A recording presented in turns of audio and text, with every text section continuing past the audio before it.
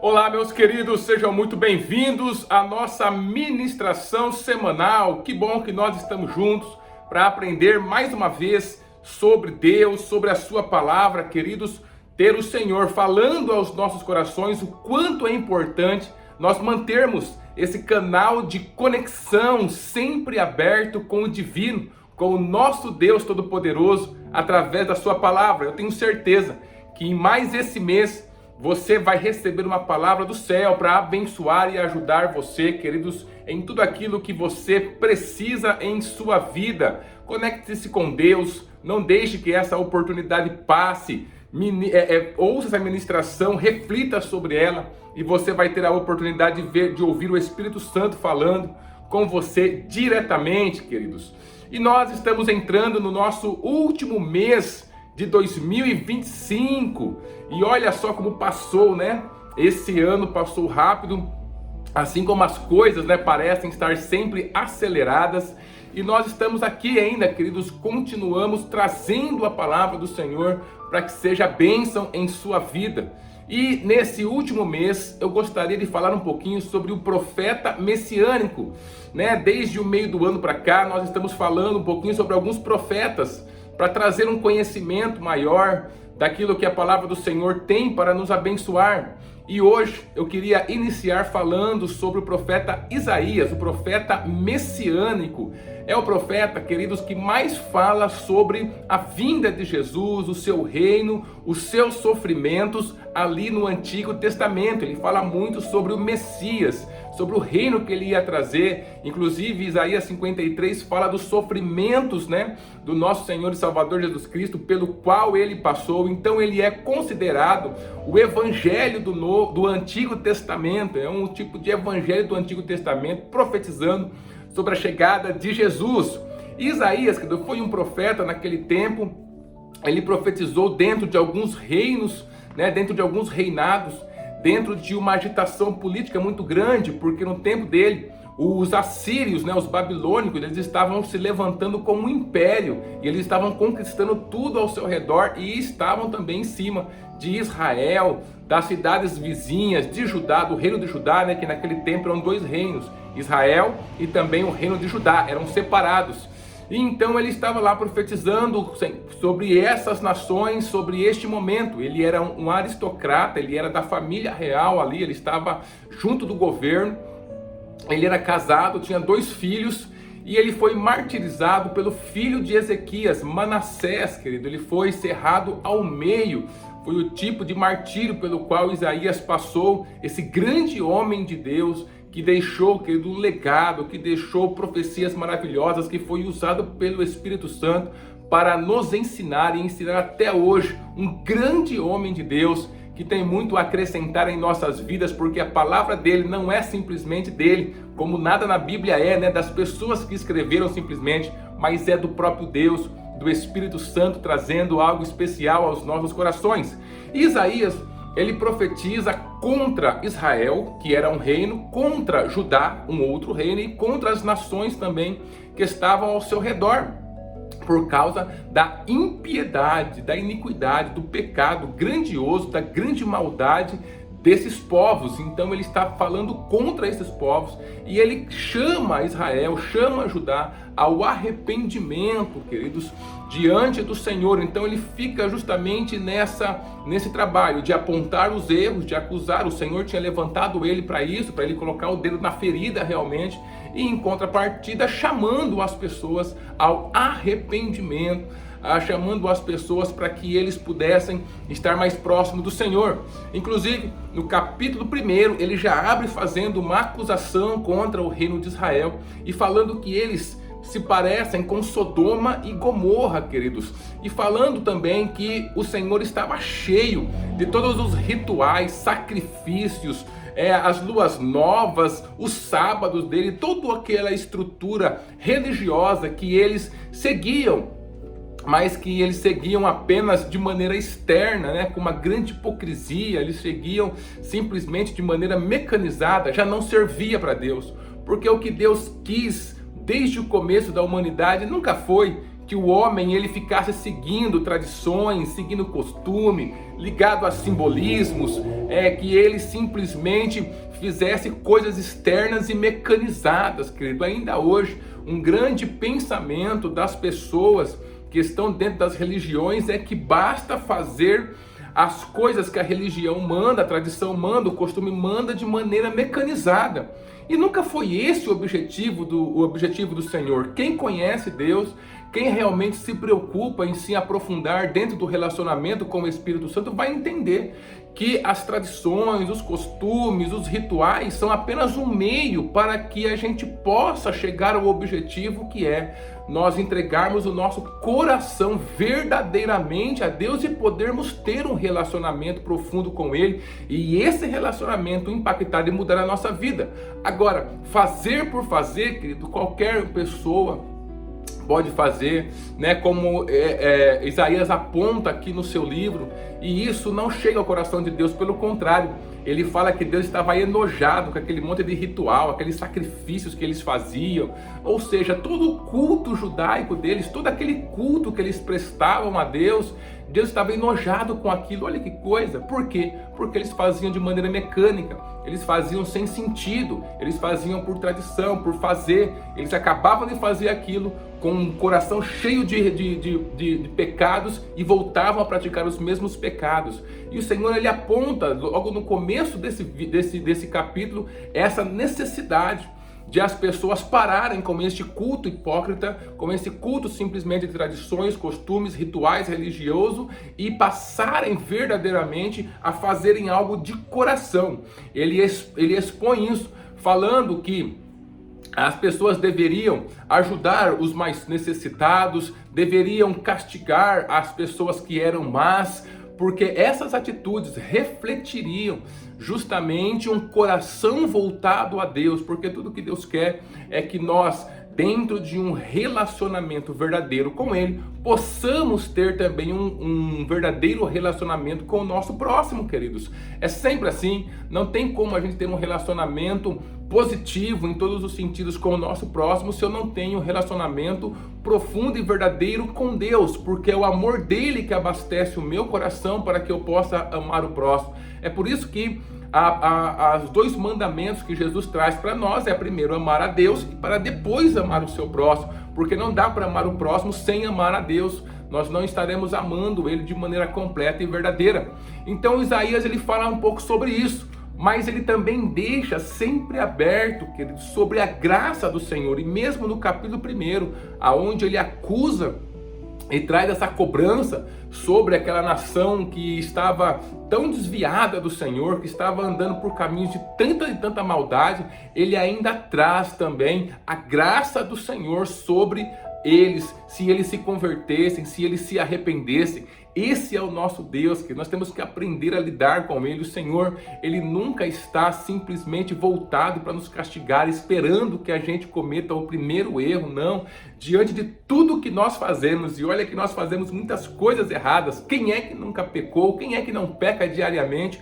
O Senhor continua com o seu coração, queridos, sempre querendo derramar a sua graça sobre a nossa vida, quando nós nos arrependemos e voltamos para Ele, para suas leis, para sua palavra verdadeiramente, com o coração entregue a Ele de uma maneira especial, queridos, e isso que o Senhor tem para nós. Olha só o que está escrito em Isaías, no capítulo 1, os versos 18, 19 e 20. Ali está escrito assim: Vinde então e argui-me, diz o Senhor, ainda que os vossos pecados sejam como a escarlata, eles se tornarão brancos como a neve. Ainda que sejam vermelhos como o carmesim, se tornarão como a branca lã. Se quiserdes e ouvirdes, comereis o bem desta terra. Mas se recusardes e fordes rebeldes, sereis devorados à espada, porque a boca do Senhor o disse. Queridos, aqui então, depois que Isaías traz essa acusação de Deus sobre a vida daquelas pessoas, sobre o reino de Israel, que fala sobre o fato de eles estarem sendo simplesmente pessoas que fazem rituais sem sentido, ou seja, hipócritas em relação a Deus. O Senhor não deixa simplesmente essa acusação no ar, Ele traz também um caminho de retorno a Ele, Porque sempre, queridos, esse é o caminho de Deus para nós. Nós temos que aprender isso. O Senhor, Ele nunca vai simplesmente nos acusar, mostrar os nossos erros, virar as costas para nós e deixar a gente sendo consumido pela nossa culpa. Não, quem faz isso é o diabo. O Espírito Santo, ele também mostra os nossos caminhos errados. Ele também fala aquilo que nós precisamos, onde nós precisamos nos converter. Mas sempre, sempre, sempre, ele vai dar um caminho de escape, um caminho de retorno a Deus, um caminho de restauração, um caminho de recomeço, um caminho de libertação. Esse é Deus falando. Agora, quando a culpa está ali apenas para consumir, isso não vem de Deus. Isso acontecia no Antigo Testamento. O Antigo Testamento, onde as pessoas, que não conhecem a Deus, falam tanto sobre esse Deus maldoso que estava sempre pronto a lançar juízo sobre a vida das pessoas, querido. Sabe, esse Deus realmente está aqui mais uma vez, expondo sim, porque Deus é um Deus de justiça. Ele estava expondo sim todo o que aquele povo fazia de errado, estava falando quanto eles tinham se apartado do bem, fazendo mal, ou seja, destruindo a si mesmos, querido. Eles estavam se destruindo a si mesmos. Então, dentro desse processo, o Senhor, ele mostra um caminho de escape para aquele povo. Fala que se eles se arrependerem, eles vão comer o melhor dessa terra, queridos. Eu queria falar um pouquinho sobre isso com você. Nós somos o Israel espiritual de Deus e nós temos também esta promessa pairando sobre as nossas vidas. Primeiro, a promessa de que se nós nos arrependermos e nós voltarmos o nosso coração ao Senhor em tudo aquilo que nós estamos fazendo, nós seremos perdoados. Nossos pecados podem ser como o carmesim, que está falando aqui, mas se transformarão e ficarão mais branco do que a neve, queridos. Então essa verdade está sobre a nossa vida também, a graça do Senhor agindo sobre nós.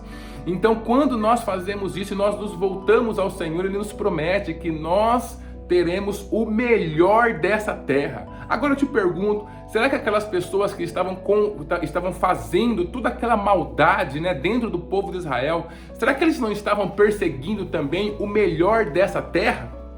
Mas existe uma diferença entre nós perseguirmos sozinhos o melhor dessa terra, o que nós achamos ser o melhor dessa terra para nós, e nós entrarmos nessa corrida, andarmos com Deus, construindo o melhor dessa terra do ponto de vista de Deus, querido. Essas pessoas também queriam o melhor, mas este melhor passava, querido, saía justamente do seu eu de maneira egoísta, eles colocando a sua própria vontade no centro da sua vida, faziam com que o seu egoísmo, o seu orgulho procurassem o melhor para eles exclusivamente, mesmo que tivessem que passar por cima de outros, como eles estavam fazendo, e o que é o pecado apontado justamente por Isaías. Então essas pessoas buscavam o melhor, tendo como ponto de partida o seu próprio eu, o seu próprio egoísmo.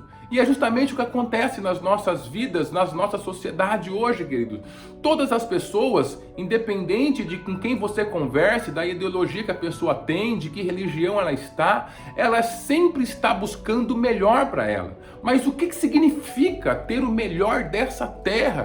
Tem dois significados primordiais. Primeiro, se o melhor dessa terra eu estou olhando do ponto de vista do meu próprio eu, onde eu sou o centro, então, queridos, esse melhor dessa terra vai ser algo pequeno, vai ser algo passageiro, vai ser algo superficial, algo que não vai nem sequer me preencher verdadeiramente, algo que vai ficar relegado apenas às questões materiais, às questões de prazer simplesmente que eu posso ter nessa vida, onde muitos e muitos vazios ficarão dentro de nós.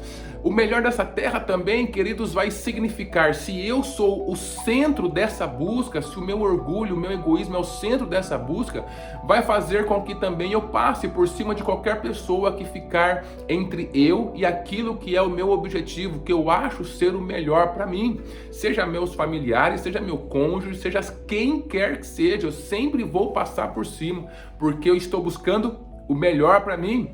Grandes pessoas que fizeram grandes maldades nessa terra, se você fosse conversar com elas, no ponto de vista delas, estavam buscando o melhor também.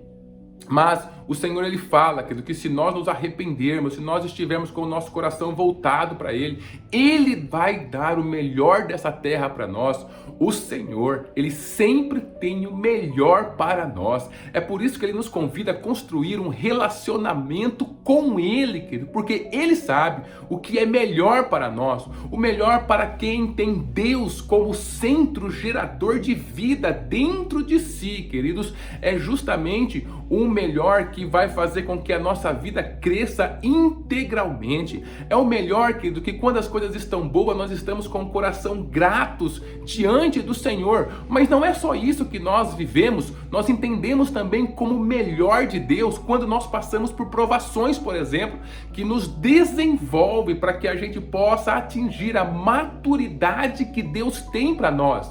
Quando o Senhor nos promete o melhor dessa terra, queridos, do ponto de vista dele, isso não é simplesmente uma coisa, uma atitude, algo específico, pontual que ele quer fazer em nossas vidas. Não é algo simplesmente para agradar o nosso eu mais superficial e orgulhoso, não. É algo para construir a nossa vida nesse tempo, nos abarcar de maneira plena, querido. É o melhor dessa terra, é para o nosso espírito, é para a nossa alma, é para o nosso desenvolvimento como pessoa, é para o nosso desenvolvimento dentro dos nossos relacionamentos, é para o nosso desenvolvimento enquanto sociedade, enquanto família, enquanto igreja, em todos os sentidos. Ou seja, alguém que vai crescendo de maneira integral diante do Senhor, de maneira abundante, porque é isso que Ele tem para nós.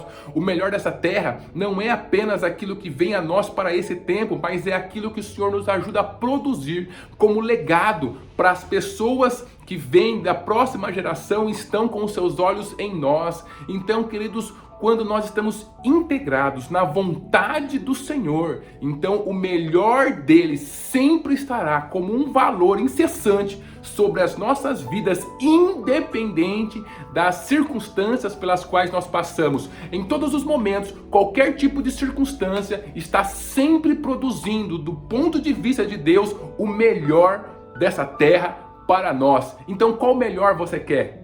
Qual melhor você quer aderir? Você quer aderir o melhor dessa terra que aquelas pessoas que eram maldosas dentro de Israel estavam procurando, colocando o seu eu egoísta em primeiro lugar, como centro gerador das suas decisões, e fazendo com que a terra corresse para uma destruição, seu povo corresse para a destruição, como nós vamos ver que aconteceu realmente? Ou você quer o melhor dessa terra, da perspectiva de Deus, o Senhor como gerador, como centro da sua vida? Se é esse que você quer, querido, você terá o melhor dessa terra, independente do que as circunstâncias estão falando. Deus é quem está construindo a sua história, e quando Ele constrói, Ele sempre vai dar o melhor para nós. Deus abençoe a sua vida e abençoe a sua família.